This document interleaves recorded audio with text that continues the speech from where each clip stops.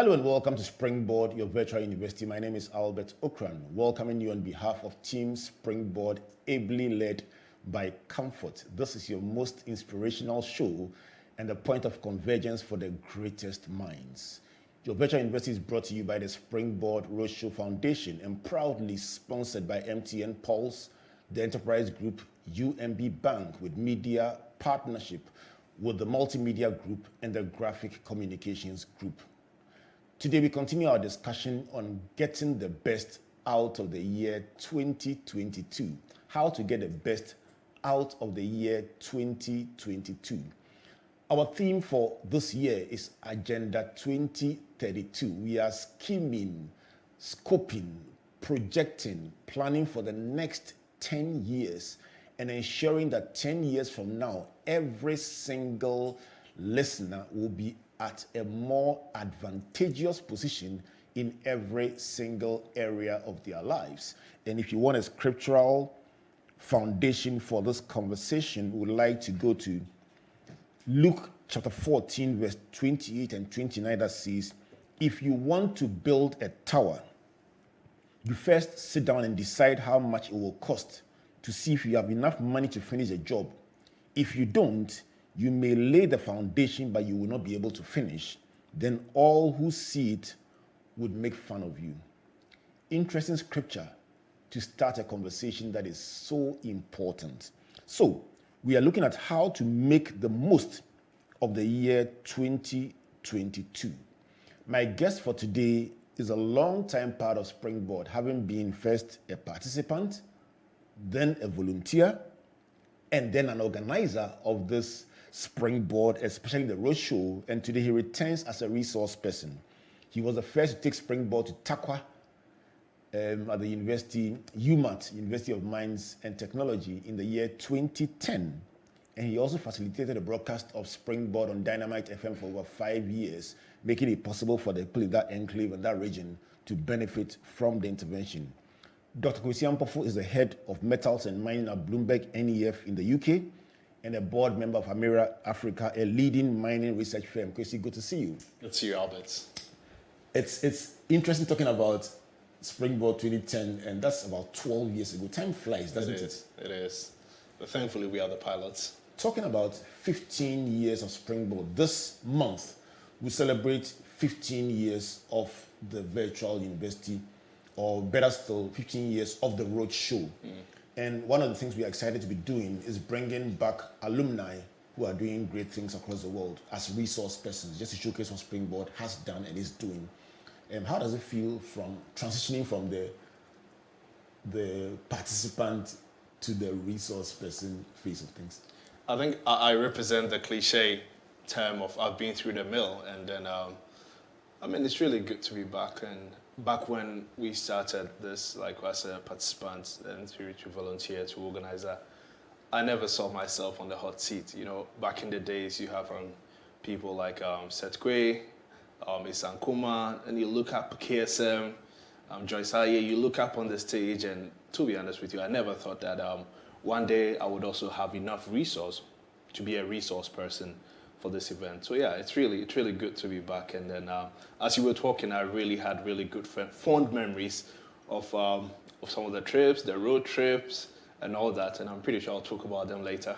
Very, very important. But let's start with this conversation. We'll look at two parts today. The first is about what are some of the major changes and emerging trends on the global, the continental, and maybe the national stage. And then in the second part, zoom into what must companies do, what must individuals do, what must we be doing differently to get the best out of the year 2022. What do you think of our theme, Agenda 2032, projecting for the next 10 years? What do you think of it? I think it's exciting. I don't know why you chose 2032, but then in my mind, the math tells me that it's 10 years from now. Right. And 10 years is a lot of time to make a change in the world as an individual, as a country, as a continent. And then if you look at the country we are, even our individual selves, 10 years ago, we're not where, and now we are not where we used to be. So 10 years, certainly enough time to make a change. I'm quite curious what 2032 will bring in the life of listeners, participants, and people who are tuning in today. And for yourself, because 10 years ago you were a participant, now you're a resource person. Let's start with how has the world changed? How much has our world changed in the past couple of years? Has COVID-19 created a new economy from where you sit? Exactly. I mean, the world has, I would say that the world has turned upside down in a way due to COVID. And unfortunately, COVID has taken away a lot of lives and then also impacted families negatively. And we do sympathize and empathize with those families. But then with that comes change as well. And I think there are a lot of things that we have learned as individuals, we have learned as a world that I believe moving on will take along. And for example, I remember very well as a head of my team back in the days when I asked my colleagues, how are you? All I'm expecting is that I'm fine and that we all walk away. But today, when I ask you, how are you? I genuinely mean it. I want to know, are you okay? Is your family okay? Do you need any support? I genuinely mean it. And if you look around the world, I think people are beginning to empathize more with each other because we've all been through a lot. So I think it's something that especially the spirit of humanity during the COVID times. In Ghana, for instance, when the lockdown was initiated, people going out of their way to supply food and all that. So I think we're going to see, first of all, a very empathetic world where people genuinely care about each other. And when I ask how you are, it's not simply, I'm fine and we all walk away. The next thing is really about COVID brought about social distancing. And with social distancing came our inability to interact as social beings, for instance. And then I realized that just yesterday I was supposed to speak at an event in Berlin. Back in the days, it would have been practically impossible to speak at an event in Berlin from Accra. So you realize that we being social beings, we have been conditioned over the last 1,000 years that our socialness, quote unquote, can only be manifested when we are sitting next to each other. But now we realize that Zoom is breaking down barriers. Skype is breaking down barriers. Today I'm here, I can talk to my client we've normalized my ability to talk to my clients in Jamaica, in Australia, in Canada. So I think that is the second thing where our definition of us being social beings will not just be limited to physical contact, but then it will go beyond that. The third one is also another thing about social distancing. Back then, I would have to carry money in my bag to go to the bank, I think almost every major shop I've been in Accra the last few weeks that I've been here, accept a POS. Has a POS device. And I remember on day one when I arrived, I asked my friend, I want to eat the best fufu, so let's go to Ebri. We went and, it's a very interesting place, right? And then we finished paying and the cliche term, I don't have CDs on me. And the woman goes like, oh, don't worry, I take Momo. I said, hey. So it really tells you that the world is going to really move into an era where you don't need physical cash. You can simply transact business anywhere around the world with a click. And I think it will come with its opportunities as well. So you've highlighted three things in terms of the new economy. You started by talking about the fact that we've become more empathetic as a people, and how I use no longer just a term that we use, but we really mean it, want to know how people are feeling. You spoke about technology breaking barriers to enable us to connect across distances. And then the third one is about how payment systems are adapting to the new world. Let's move on to Africa. Are we better off as a result of these developments and others that you have not yet mentioned? Yeah. I mean, looking back, would you say that Africa is better off than it used to be, or have we been left behind again with these recent developments? I think, so at first there were concerns for Africa rightly so, from all over the world that Africa could actually be one of the regions that would be heavily hit by COVID. And I remember very well telling a few friends I have that Africa will shock the world. And, it was like, oh, come on. Especially because it was a crowd made out of people from Britain, the United States. And I said, I challenged them that let's pick 2 African countries and 2 other countries. So the United States, the United Kingdom, South Africa, and Ghana. And let's track how they've handled COVID and use their cases as a benchmark to determine who seems to be doing it well. And then, unfortunately, Ghana has had some fatalities. But then globally, if you look at where Ghana sits in terms of fatalities, and I think yesterday the finance minister in his press release did highlight the fact that they really put in place initiatives to ensure that Ghanaians are protected. I think when we started tracking this data among my friends, we realized that Kotoka was the first airport to bring in scanners, thermal scanners, to ensure that if you have a certain temperature limit, you are not allowed in through where everyone goes through. And at that time, I think it took like many, many weeks before other countries adopted it. Why? Because we have had our experience with Ebola back in the days when Ebola occurred a few doors away. We really put in place an emergency system, so all we had to do was to trigger it. The second thing I noticed is that, for example, testing, most countries don't even do testing at the airport. And it's something that I believe has really screened and protected Ghana and other countries that sort of initiated that. The third thing I noticed was in South Africa, they started the sort of level 1, level 2, level 3 response. And instantly, a few weeks later, the United Kingdom adopted that. So anyway, the point I'm making is that in terms of response, African countries seem to have really been ahead of the curve. As to the impact, the second order impact, here's what is going to happen. I think for a long time, Africans have followed the traditional global economic model, the global, like whatever the world do, we follow. But you realize that countries are really grabbing the bull by the horn and really setting their own destinies now. And the interesting thing is that it's in combination to the recently enacted African Free Trade Agreement, where the whole of Africa becomes one from a trade perspective. And I believe this is an enormous opportunity with a new economic model that the continent is really beginning to look at. The sky could be the limit. And I'm excited about the future for Africa. From where you sit, these are conversations you've been holding on at different conferences and different platforms. Sometimes your comments create quite a stir because it looks at what we should be doing differently. My mind goes back to the scripture I just read about laying the foundation and not being able to finish and people laughing at you. But on a more positive note, recently you spoke about Africa choosing a part of the value chain that is the smallest and daring African countries to bite the bullet and go for the deep end where the meat really is. What are your thoughts about when you say the countries are taking the bull by the horns? What would you like to see us do differently? So let me talk about an industry that I'm very familiar with. It's the electric vehicle industry. And from there are about 5 parts of the value chain that from the mine all the way to an electric vehicle like your Tesla or VW.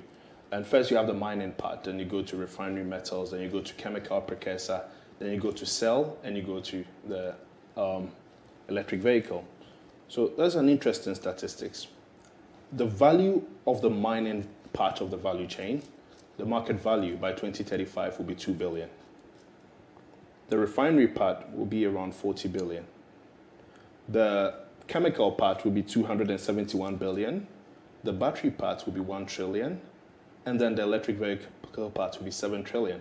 So Albert, if you're an African government, let me ask you, which... For the benefit of those, you just rolled out the numbers, and that's what you do for a living. You roll out the numbers with ease. One thing about the virtual university is that people like writing statistics. So just before you even go to your analysis, give me those numbers again. I like a smile when you're mentioning them. Give me those numbers again. So $2 billion for mining. Okay. And then you have the refinery part being about $40 billion. Okay. And then the chemical part, 271 billion. Mm-hmm. And then the cell, the battery part being $1 trillion. And the electric vehicle part will be worth 7 trillion, all by 2035. Right.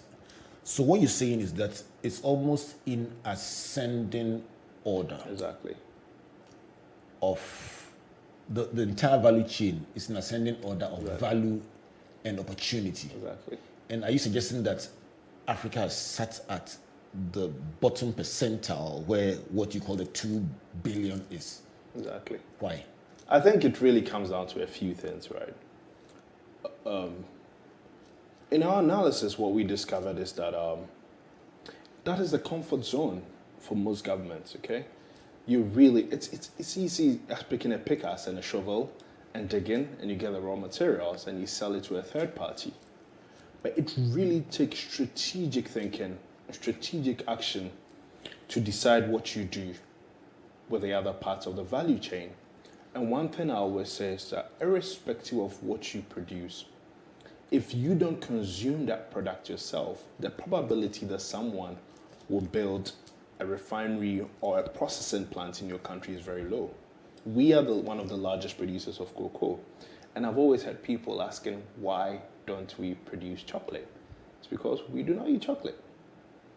And that is why, if statistically, if you look at countries like Switzerland or Europe, places where you find investors putting money in manufacturing capacity are places where you can easily get your demand. And it's just basic logic.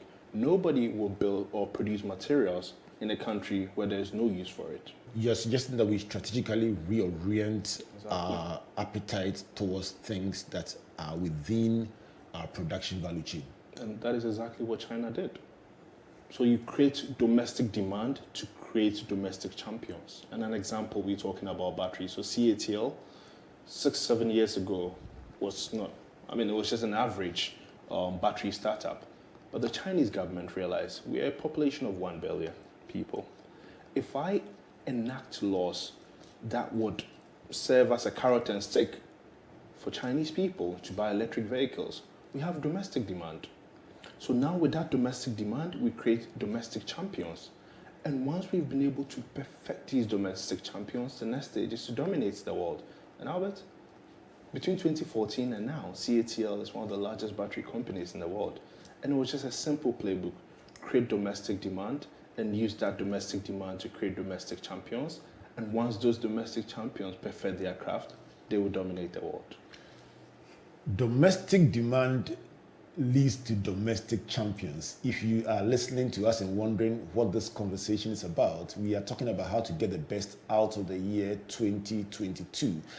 The discussion has often started from the personal front, and for that reason, we've missed out on the larger picture of the global trends that we should be tapping into. So for somebody doing a small fabric business, a graduate doing something in deliveries or in food distribution or in secretarial services out there, this conversation is coming right at you in the next few minutes. And the whole idea is to situate what you are doing within the context of a bigger global conversation. If not, 10 years from now, we will still be small and wondering who moved our cheese or how did our iceberg get melted.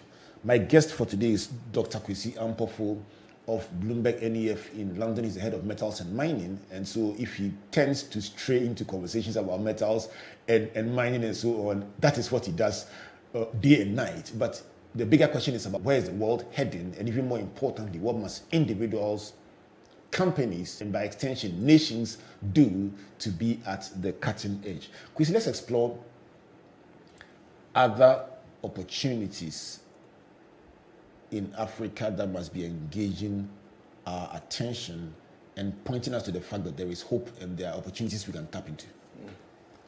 So, the GDP of a country or a continent is really a big reflector of where the future opportunities are. And, let me use Ghana as a case study, and it applies to most other African countries as well.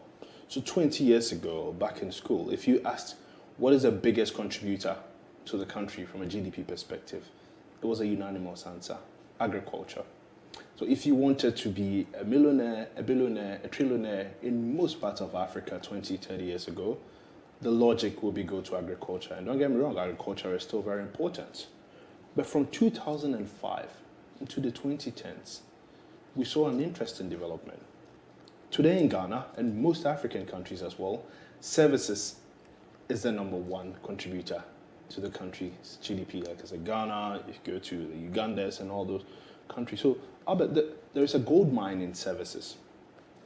And we are moving further away from agriculture, industries, and into services. So now let's slice the services pie and understand what is in there.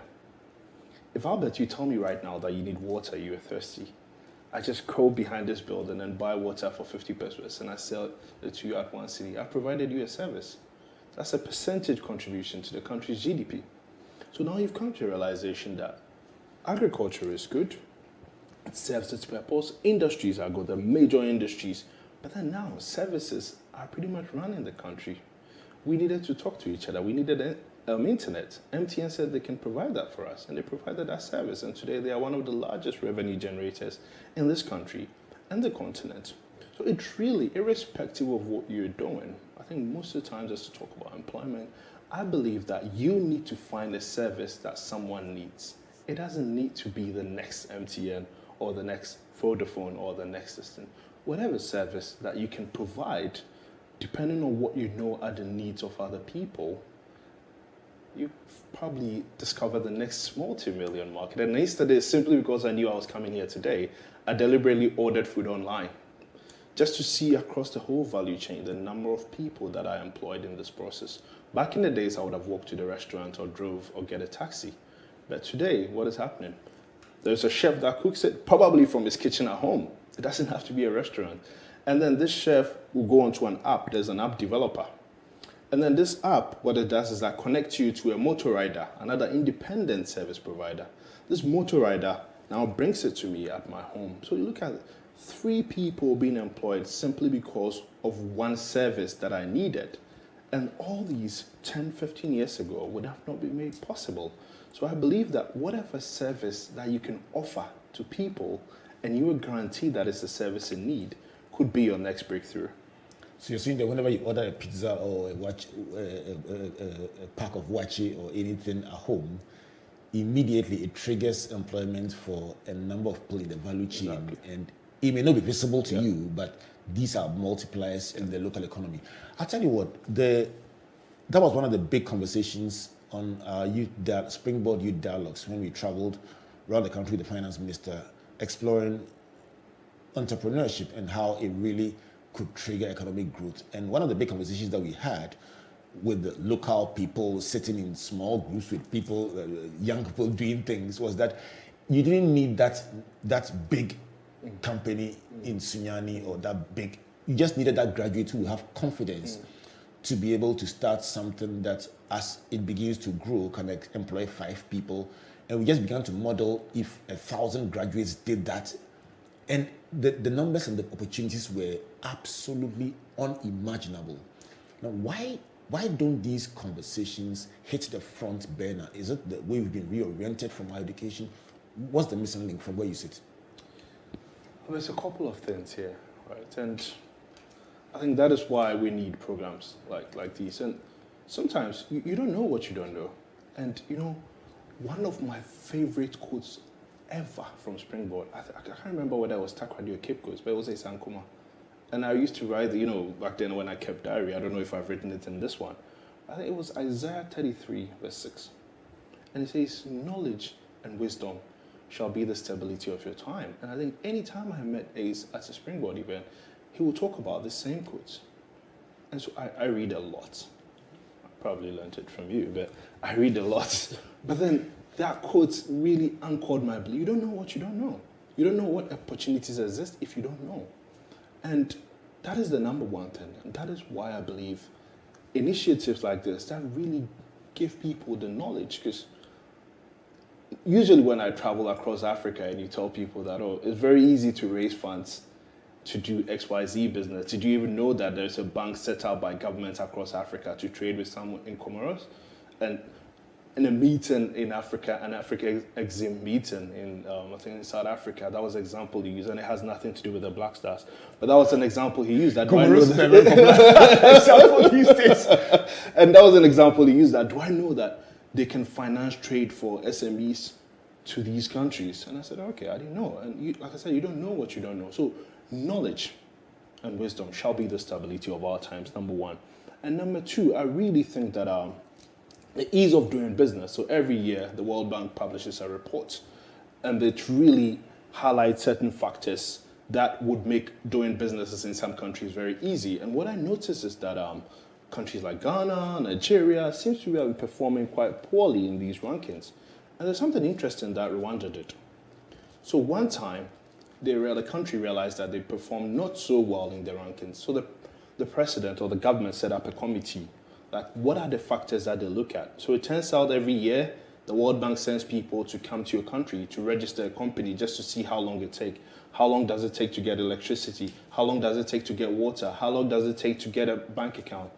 So the government of Rwanda listed all these and set subcommittees, and the mandate was very simple. In 5 years, in 2 years, whatever time frame, I want to see Rwanda being number one in all this. And Albert, magic happened. If you look at the rankings right now where Rwanda is, it's quite impressive.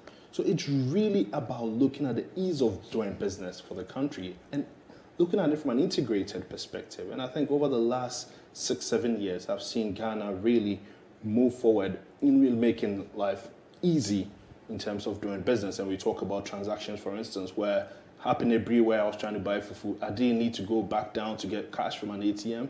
It's really about paying with my mobile money. So I think, first of all, the knowledge, very important, but then also really making it easy for young entrepreneurs, the entry barrier for young entrepreneurs to get into the market. Then we can start talking about capital and all that, which I believe are secondary things. But once we get these two right, give them the knowledge and really make it easy to do business, magic will happen as well in Ghana. If you've joined us in this discussion so far, my guest is Dr. Kwasi Ampofo of BloombergNEF in UK, helping me to understand where the world is heading, what are some of the trends from the global stage, the continental stage, into the country stage, and we are coming close to you as an individual. We'll go for a brief break. When we come back, what does all this mean for you listening to me, especially as we talk about building a sustainable entrepreneurial state? Where do you come in? What would you do differently? And how can you make the most out of the year 2022 as a springboard for the year 2032, 10 years from now? Please don't go away. In a world where you can be anything, who will you become? When you can go anywhere and never be alone, how far will you go? When your voice can reach every ear in the world, who will you inspire? When your money can travel faster and further, who will it reach? When you can tell a story in every language, which one will you tell? When you don't need permission to turn your dreams into reality, you go for it. Whatever it is, wherever it is, go. And when you think you've reached your limit, we'll keep you going. Let's go.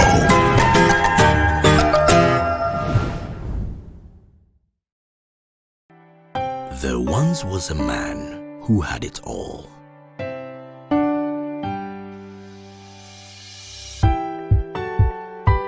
He had skill, he had charisma.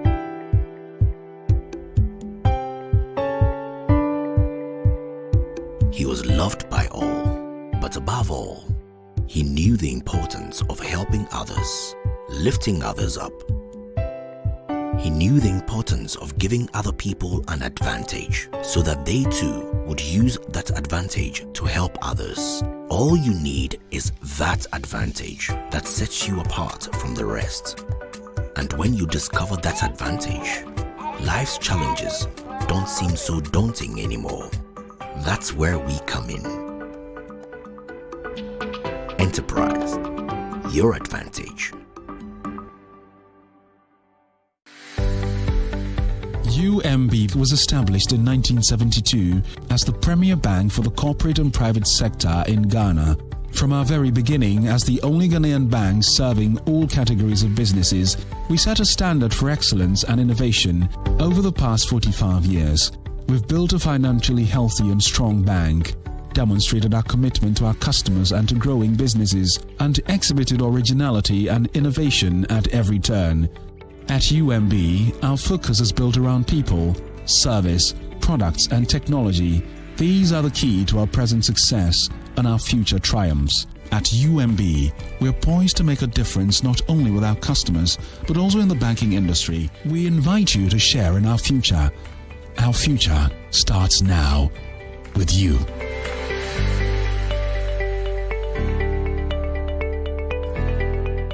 Welcome back to Springboard, your virtual university looking at how to get the best out of the year 2022. Let me thank our partners and sponsors that make this broadcast possible: MTN Pulse, the Enterprise Group, UMB Bank, the Multimedia Group, and the Graphic Communications Group. Special thanks to our friends from the Hair Center for coming on board to support this laudable initiative. Today we are looking at the individual, the company, the nation, the continent, and the world. How do we get the best out of the year 2022? My guest for today, Dr. Kwasi Ampofo, the head of mining and metals at BloombergNEF in the UK and a board member of Amira Africa, a leading mining research firm, helping us to appreciate what we must do and where the world is going. He has so far said that we must create domestic demand to create domestic champions who will go on to dominate the world. And he's saying that for that to happen, we must start looking at the higher end of the value chain, move ourselves from the bottom end deliberately to the top end where the meat really is. Psalm 107 verse 23 and 24 says that they that go down to the sea in ships, that do business in deep waters, it is they who see the works of our Lord and his wonders in the deep. Dr. Ampofo says, go into the deep. That is where the big fishes are, and that is where the miracles, the magic is. You ended on a note of magic. Let's explore how this magic can work for the unemployed graduate, the unemployed young person, that person starting out on this journey where you were 10, 12 years ago when you started your career, trying to do something with their lives. This year, the budget of the nation is focusing on building a sustainable entrepreneurial nation. Recently, we had a chance to be in Morocco and looked at how well they promote entrepreneurship. I mean, everybody's doing something with skills and they love it. They don't see it as a second choice career path. What does all this mean for the young graduate, that young person starting out in life, in terms of opportunity and career progression? Most graduates are in a better place than I probably was 10, 15 years ago.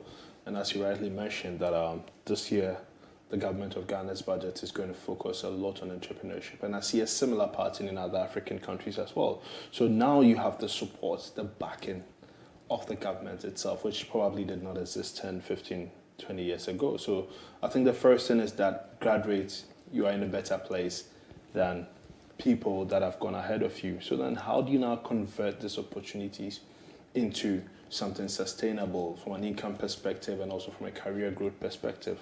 I really think that we sometimes, the individuals need to think as companies. And most times, as you rightly mentioned, in Morocco, nobody goes into a business or no business operates in order to think of itself as a secondary, all right, we're doing this because we love to draw, or we're doing this because we love to brew coffee. Like, nobody goes into business with that mentality. And I think individuals as well is something that you can take up if you want to pursue an initiative. You know, the moment you start thinking that there's plan A, plan B, then you've already reached your plan F, which is a plan failure.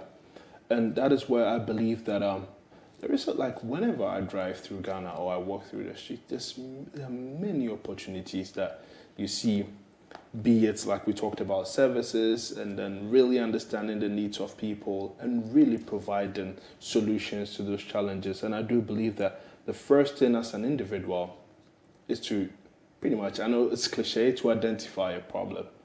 And most of the times what I've noticed is that we're very fixated when one person discovers a challenge, we all move into it.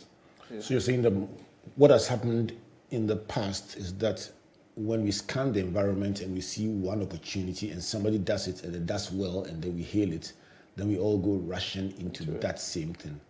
How do we create a diversity that will enable us to look at other areas instead of all of us cramming into that one thing that seems to be doing well?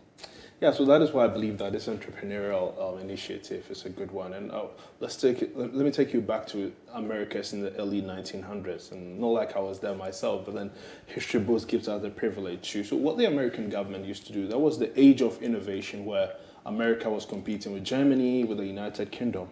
And every year, the government will pick strategic initiatives. So we are thinking of overhauling our transport. we are thinking of overhauling our banking system. So if you go to a city like New York, for instance, they will host what they call an innovation fair. And what happens is that the government would provide an avenue. So there are investors on one hand, there are people looking for solutions on one hand, there's a government itself on another hand, and a host of other stakeholders all sitting around the table, and what you have to do is to showcase your innovation. And out of that, if you've heard of Elon Musk's Hyperloop, so Hyperloop was not technically created by Elon Musk. It came out of one of such initiatives, I think in the 1920s, somewhere around that, to really develop the next mode of transport. And ever since then, we've never really developed another mode of transport. So you do realize that the first thing, for that diversity to be created, governments, stakeholders like companies should really facilitate an area where people can showcase initiatives. And I think that is where that diversity starts. Because if you are in your room, you think that, you've discovered that aha moment, only for you to walk out with the idea and realize that there are 100 people who are also thinking like you. But when we all gather, you realize that, Albert is focusing on this part of the value chain, but he doesn't seem to have batteries. Why don't I produce batteries for Albert? And let's highlight that, like we highlight, for example, the National Science and Maths quiz, and I think magic will happen. For a second, I know for an alumnus of Presec, I know there are two sides to the National Science and Maths quiz conversation. The part that is fun and the part that is pain, but we'll not go there. Question, years ago, our friend Vikram Mansharamani came in for the Festival of Ideas from the University of Yale and had written a book called The Generalist Advantage. He strongly advocated then that to succeed in your career, you must be a generalist, don't be a specialist. And he gave compelling arguments that we all bought into that said generalists have an advantage. And there's merit in that. But I look at you, and you went straight for mining right from your tertiary days, and you stuck with it. And even in mining, specialized, and look where you are. For the person listening today who wants to make progress in their career, let me give you a difficult question. Specialist or generalist? You know, Albert, a couple of my Facebook reminded me a few days ago that we had a debate on this on Facebook, I think 6 years ago or something. Right.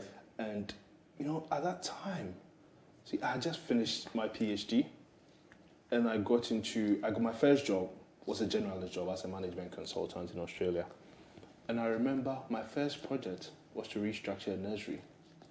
And I remember looking in the sky, Kwasi Ampofo, mining engineer, PhD mineral economics, restructure KG. So no.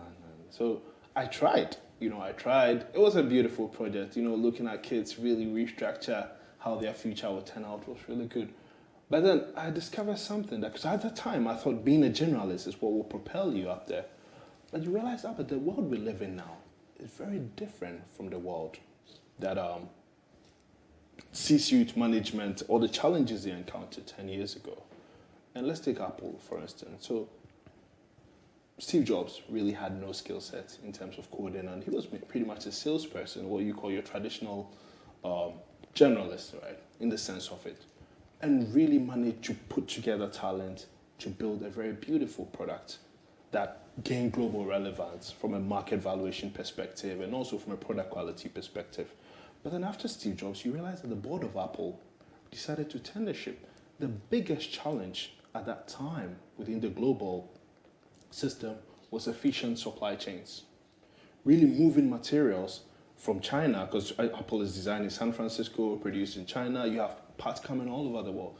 They realized that to take the company to the next phase, we probably don't need a salesman who can put together the dream team. We need someone who understands our pain points, which is a supply chain expert. Then Tim Cook walks in. His history with the company has been about the fact that he could optimize supply chain. There was no one else, probably in the world, that understood supply chains like he did. And there was a whole lot of, I remember reading a book, The Hunted Empire, about how they predicted Tim Cook's failure and the fact that he would never be able to step in Steve Jobs' shoes. And look at what he has done. Tripled the value of the company, made the product not really the showman kind of product where on the day of lunch, people line up at shops and all that. But he's built an efficient supply chain. So now the challenges we're facing, we have COVID.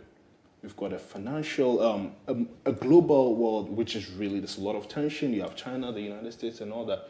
So I believe that's where specialist knowledge comes in. And if you look at the old guards that are giving way to the new guards at the top of the chain in terms of management, you realize that everybody is picking someone who specializes in their pain point or who specializes in something that they believe will be the next big opportunity. Similarly, look at Amazon. If you look at Microsoft, the transition was all about someone who understood where the business is going in terms of opportunity or understood where their pain points are. So I do believe that 4 years, or I think 6 years, has been a big time for me.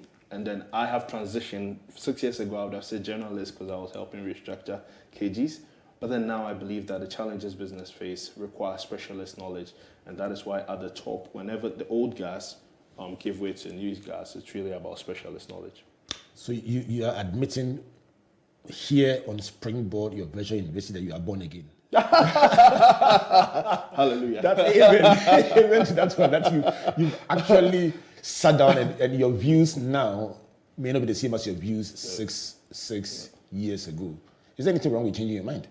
No, I think remember, like we had a very healthy debate on that, and I stood on my grounds. But circumstances, it's really the only constant in life is change. The fact that everything is going to change, and for me, I've come to accept that fact that irrespective of what opinion, what knowledge I had yesterday, I would always update my thinking model based on new information, and it's what I do for work, right? You update your thinking, and I think it's something that I've applied to my life. Like, I always question my beliefs, my thinking through forums like this where we talk, and I walk away and I sort of reflect on, all right, I think he made sense more than I did. It's probably time that I absorb his and update my knowledge. Continuous learning is a very central, integral part of this whole Springboard concept. But let me just pick your mind on something related.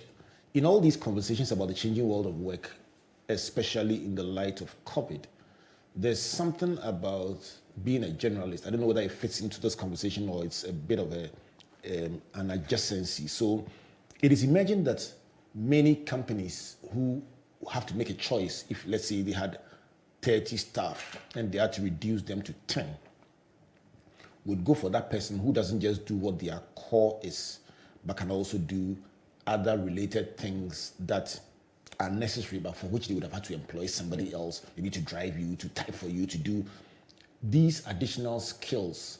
Would you call them making you a generalist, or they are soft skills and additionals that everyone must have? So I told you 6 years ago I changed my knowledge. I think the last 1 minute I've changed my opinion again. And I'm creating a new term, specialist generalist. Wow. So you must be a specialist generalist. Like, yeah. Help me to understand how you understand that. So I'm basically mining, and I did mineral economics. But what I do now is really about new energy metals. Okay, so it's really like less and less of what I specialize in school, but then the fundamentals were there for me to adapt quickly and then move into other spaces. So I think when I come into this room and I said, hey, I'm looking for an accountant, you should be known for that thing. Oh, go to Albert. You cannot find any other talent better than him in that. And then the generalist plus comes in. Oh, but by the way, do you have a license? Do you know how to drive? Do you know what metaverse is? Do you know this and that? And then, oh, of course. Then, so you specialize. When we walk in a room and we are looking for a specific talent, obviously your name should come up for that. But then beyond that, to really take advantage in a very competitive world today, you should also update your specialist knowledge to become what I just termed the specialist generalist. 6 years ago, it was generalist. Then it became specialist, and now it's specialist generalist. Too powerful. If you just joined us, this is Springboard, a virtual investing, my conversation with Dr. Kwasi Ampofo of BloombergNEF in the UK, discussing how to make the best out of 2022. What we've tried to do is to scope what is happening on the global front, continental front, national front, and trying to see how all stakeholders can make life better for all of us as we seek to build a great nation, great individuals, great companies, and enjoy the year 2022 against the backdrop of the Springboard theme for this year, which is Agenda 2032, how to be better in 10 years. And what better way to do it than how we are doing it now? So for you listening as an individual, you know what to expect. I'm going to soon ask Dr. Ampofo to tell us his top predictions for the year 2022 and how you must take advantage of it. If you haven't called a loved one, a friend to tune in, this is their last chance in the last few minutes. We'll be asking what is likely to happen. Look in that crystal ball. What will happen in the year 2022 and how can individuals take advantage of it? Dr. Ampofo, the point about creating domestic champions, domestic demand to create domestic champions to dominate the world is twirling in my mind as a very, very big theme. But before we go on to your predictions, what do you think about exporting talent? Because you are Ghanaian, you're working in the UK, you're working in a different country. Should we, like some countries do, I mean, we used to frown on it and call it brain drain and say outright that it was unacceptable. But should it be a deliberate policy of countries to export talents to other countries? And how can these countries then, the home countries, then benefit from this export? If you think it's a deliberate policy we should consider. Yeah, absolutely. And then, so it's a policy that I've seen other countries do. And I think knowledge is not something that any country can hold full ownership of. Like if you come to Ghana, we are very good at cocoa production. I mean, kudos to our cocoa farmers, the best in the world, and our beans have one of the highest qualities. But then, if you're looking for chocolate expertise in Ghana, Albert, it will be very, very difficult to find one who can make the kind of chocolate Cadbury makes. So what do? It's really about either you import expatriates or you send out your young or able experts to Switzerland or wherever they are good at to learn. But then it should not end there. It should not be an open loop. It should be a closed loop where you go, you study for 2-3 years, you work for 2-4 years in this area, and you come back home and we have an opportunity waiting for you. Botswana has done very well with that, where they realized that the resources they have, which is diamond, was finite. And once it's gone, it's gone. And there are 3 types of resources for every country. So you have the natural resource, which is God-given. You have the capital resource, which is money that finances projects. And you have the human resource. So if we are depleting our natural resource, it would make more sense to invest our natural resource in our human resource. And that's exactly what Botswana has been doing, where they look at strategic areas. We don't have enough doctors. We are going to send out students to study medicine in these strategic areas. And when you come, there are opportunities we've lined up for you.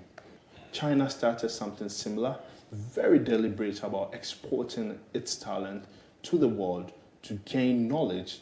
And then there's a closed loop system where after 5 years, 4 years, 6 years, you come back home and there's an opportunity waiting for you. And that's the missing link I find in some countries where we do send out a lot of talent out there, but then it's not a closed loop where we create opportunities for them to come back to so they can contribute to the nation. So I think there was a name for the China one, unfortunately I cannot remember, but it's a strategic policy to ensure that we do not just send them out there and really not create opportunities for them to come back.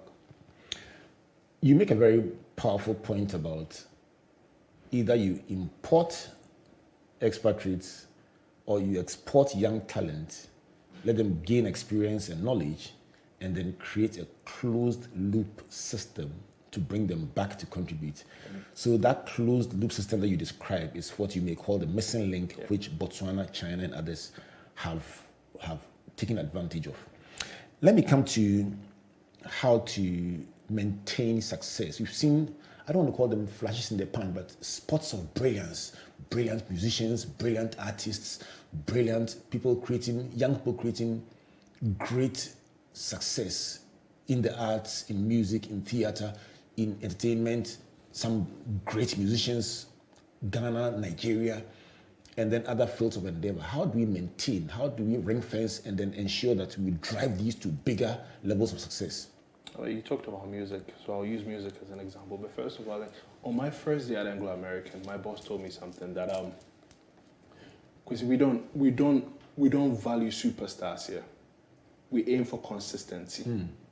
So it's really not about your talent shooting you above everyone else, but then it's really being able to sustain whatever opportunity or privilege your talent gave you into the next wave, then wave after wave, wave after wave. And I always try to compare the Beatles with Osibisa. I know it's a very weird comparison, but then I'm of the view that the Beatles, Osibisa, had what it takes to become a global brand, which they did in their time, because they relied heavily on their talent back in the days to succeed, dominate the world, playing shows in Oslo, Sydney, everywhere, Japan.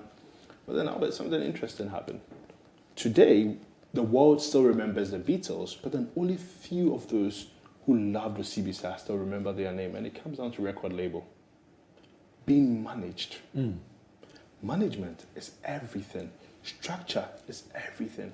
Consistency, being able to replicate success every morning, does not come from talent. And I believe that is the missing link. And even if you look at contemporary Afrobeat, for instance, I remember recently there was a debate about Ghana and Nigerian music and how come they're dominating. And I asked my friends, whoever told me that, one simple question. Have you checked the record labels these Nigerian musicians are on? Burna Boy, I think, is on Universal. Davido is signed on to Sony Music through its partnership and all that. So you do realize that when you are under such labels, it's not just your talent anymore. There is a level of support that you get that ensures that you do not just rely on your voice to succeed. You have lawyers, you have people who train you, you have people who teach you legal, you have people who teach you how to advertise, you have people who teach you how to become a CEO and all that. And I believe that consistency, management would really deliver a lot of change for what we call flash in the pan in Ghana. Awesome. I hate to do this, but let's come to the last point of concern, and that is looking into the year 2022. And by the way, that conversation about talent and especially the area of music is one conversation that I had several times with the late Danny Neti, who composed a Springboard sick tune. Okay. And we used to walk on the streets of Accra and talk for hours on this issue, how musicians could sustain their craft at the highest level. And the point you make is right at the heart of it: consistency, management, structure. And the record label is one big one that we must explore again. But Kwasi, looking into the year 2022, what are some of the top things that you see likely to happen? And how must our listeners and viewers position themselves? What must they do differently to take advantage of them? A few days ago, if you follow the digital world, you realize that Microsoft has acquired a gaming company. Facebook has changed its name to Meta, and we are moving into Web3 now. I think this year it would really upend some of the traditional things that we thought would be the future of the internet. And I do believe that it has leveled the playing ground for us. Back in the days when Web 1, Web 2 came about, internet was really a privileged commodity in Ghana. Today, everyone has internet. So the metaverse will really provide an opportunity for new business models, for new opportunities, and it doesn't take much to learn. You don't need a PhD in metaverse to become an expert. Everyone is still figuring it out. So jump on YouTube, jump on Coursera, whatever it takes. And in there, you could find some opportunity. Banks are going to get on board soon. Industrial companies are going to get on board soon. Agricultural companies are going to get on board soon. And it doesn't hurt to be ahead of the curve, so that when, for example, enterprise is looking for someone to build a metaverse model for them, when we come in the room and you scream, who is an expert or who is a specialist in this, you're already ahead of the curve. So I think that is the first one. The second thing is really about the fact that the country we live in. I know I talked about services, but then industrialization has also become a big component of the country's trajectory now. And quite recently, we are investing heavily in railway. We are also investing heavily in auto industries as well. And I think it's just really this year reframing your mindset about what the traditional careers are, or what the successful careers in Ghana look like. A railway industry is coming. What do you know about railway? It could be a potential employer this year, automakers VW are producing in Ghana, it could be a potential employer. So if you are really looking forward to the big opportunities from an employment perspective, look at the places that companies and governments are investing money in and upskill yourself quickly to really be ahead of the curve. And also the fact that in most of the industries that we know today, the old ways are going to give way for the new way. And I talk about restaurants, for instance, that back in the days, I would walk into a major restaurant to buy food. Today, I can order food from someone's kitchen. All the person needs is a delivery company to deliver it. And you can see a lot of these businesses springing up. And those are potential threats to major brands. So it doesn't take much, but then know that whatever industry you are in, whether you are in a bank, today there are smaller fintech companies that are threatening banks in the UK in terms of market share. So whatever industry you are in now, think about the fact that 2022 will be the global refresh, and the fact that somebody sitting somewhere would use a much more nimble model to eat your breakfast, eat your lunch, and potentially eat your dinner as well. So really understand that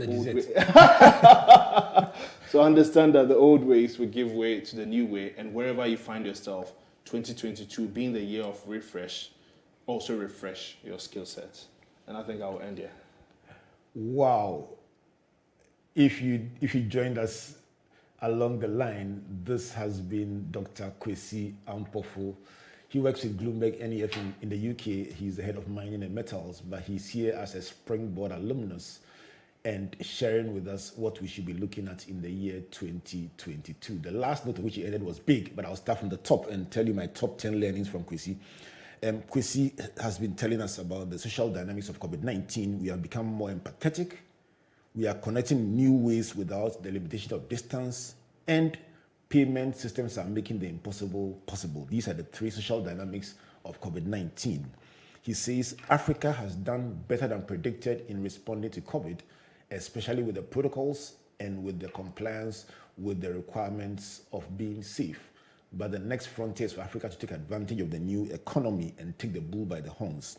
Point number 3, he says, move up the value chain. The part that caught many of us, he modeled it with mining and said, the mining end has $2 billion, refinery $40 billion, chemical $271 billion, battery or cells has $2 trillion, and where Elon Musk operates, the electric car has $7 trillion.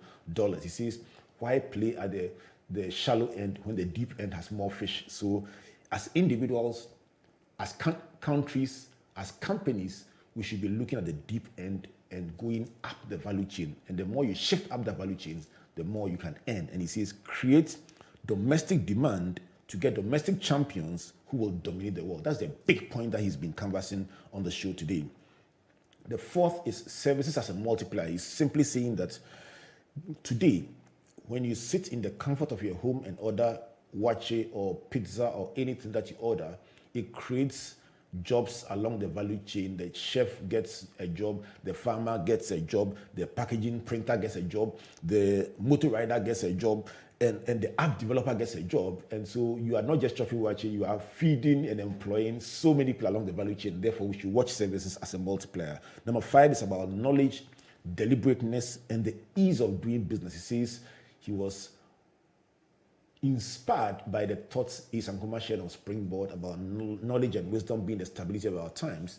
And that has been at the back of his mind all throughout his life, because guess what? What you don't know, you don't know.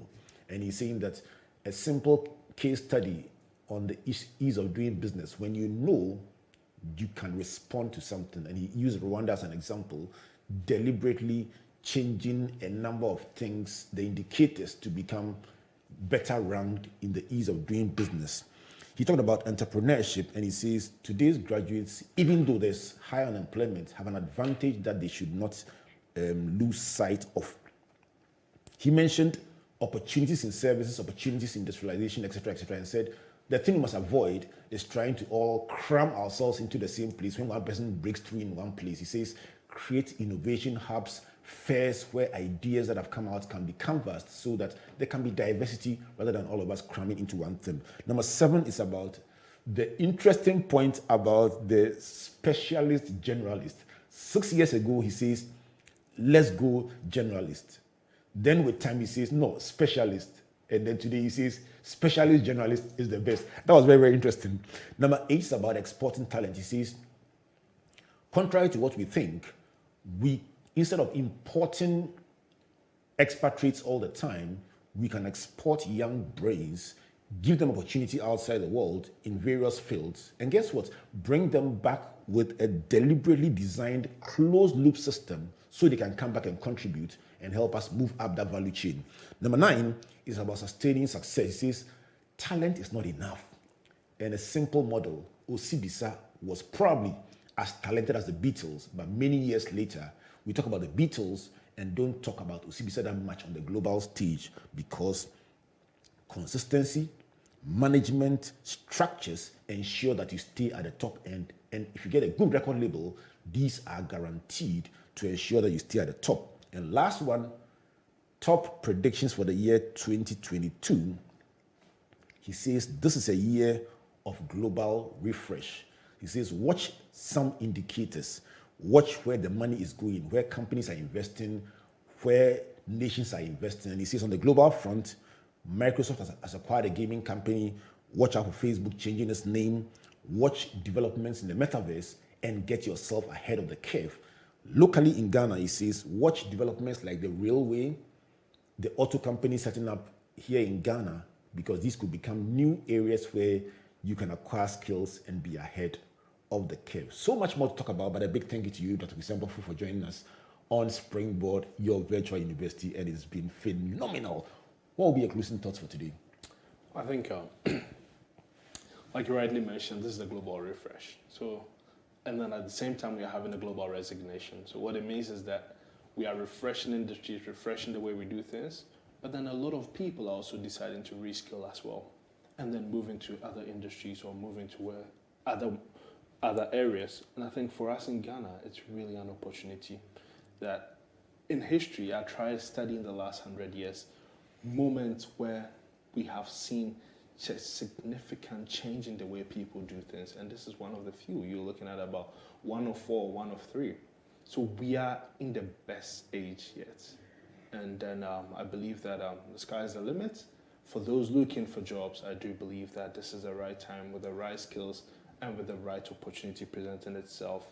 A lot will happen. Those looking at furthering entrepreneurial plans, I do believe that with the internet, with African free trade and all that, the world is just a playing ground for all of us now, and we certainly can take it up there. And also to those really looking forward to furthering their skills, like I said, Albert, I don't know, I'm going to give you some props here that I have been a big beneficiary of Springboard. I believe in continuous learning simply because of my affiliation with this institution, and it's something that I always champion, that to become that specialist generalist that I talked about.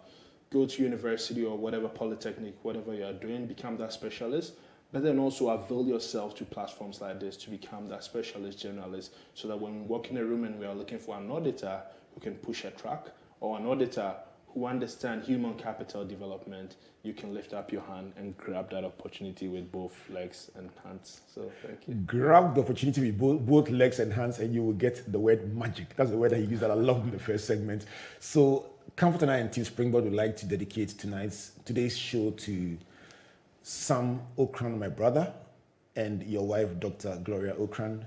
For reasons that I'm sure you know more than I do, I want to say a big thank you to you for who you are and what you represent. Big dedication to Sam and Gloria Ocran on today's show.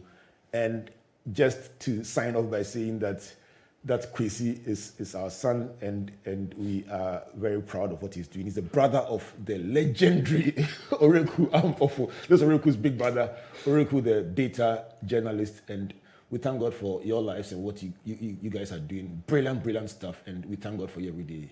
And we are confident that 10 years from now, in the year 2032, when we sit on this show, there will be so much more to celebrate. A big congratulations to you for what you do, and may the story get better by the day. Good evening to you, Mr. Kingsley Ampofo, listening from Koforidua. Special dedication to you as well. Enjoy this one. Kwasi, thank you, and God bless you. Thank you, Albert. To you out there, let's do this again next week, and God bless you, and God bless you.